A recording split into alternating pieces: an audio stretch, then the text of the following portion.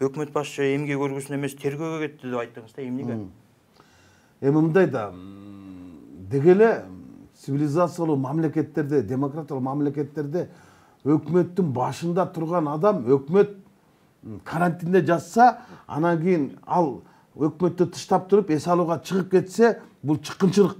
Бул согушта куралын ыргытып алып артка басып кеткенде эле барабар. Эмне үчүн ал кетти? Эгер сен ошончолук эле жана кылмыш ишине боюнча деп атпайбы? Анда сен ачык айт.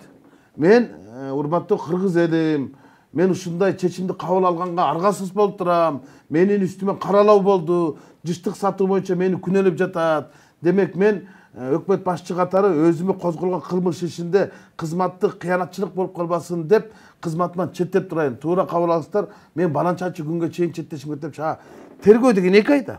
А 2 айдан кийин уже шайлоо бөнөктүгү баштап калат да. Анда бул шайлоо карабы? Анан деги эле өкмөт башчынын мындай акыбалда кеткени мен туура эмес деп эсептеймин. Анткени бул кандай болгон күндө дагы эгер моралдык жоопкерчилик болсо, анда бул кетиш керек болчу.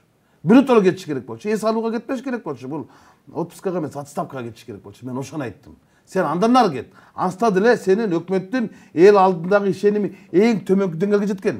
2 жылда 2 метр чек араны чече алган жоксуң, 2 инвестор алып келе алган жоксуң. Анан эмнеге отурасың? Сен эмнеге саласың? Сен эмне кылып чарчадың? Эмне иш кылып чарчадың? Элге эмне кылдың? Анан карантинде чытап алып туруп эс алууга кеттиң. Бул деген билбейм мен, бул кандай? Мындай адамды жоопкерчиликке тартыш керек да. Кылмыш жоопкерчиликке тартыш керек болсо. Мисалы, ошол эле өзгөчө абал болгондо, өзгөчө кырдаал убагында өкмөт башчынын кеткени бул жоопкерчилик каралыш керек болчу да, моралдык жоопкерчилик. Кантип ушуга эч ким унчукпай койду дейм да. Мына азыр бар жок билинбейт. Анын бир базарга 2 жума кеткен, 2 жумадан ашып кетти. 27-майдан кеткен. Ал ортодо социалдык тармактарда внимание, розыск, пропал такой-то, такой-то, приметы такой-то, кылмышка шылдыңдашып атат.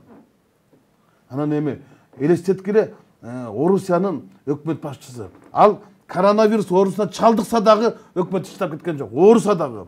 Казакстандын же болбосо кошуна мамлекеттердин өкмөт башчылары өзгөчө кырдаал убагында, өзгөчө тартип менен, режим менен иштеп атпайбы? А биздики болсо жок, мен эмгек өргүүгө кеттим дейт да. Кыскасы 8 жылдан бери салган жокмун дейт да.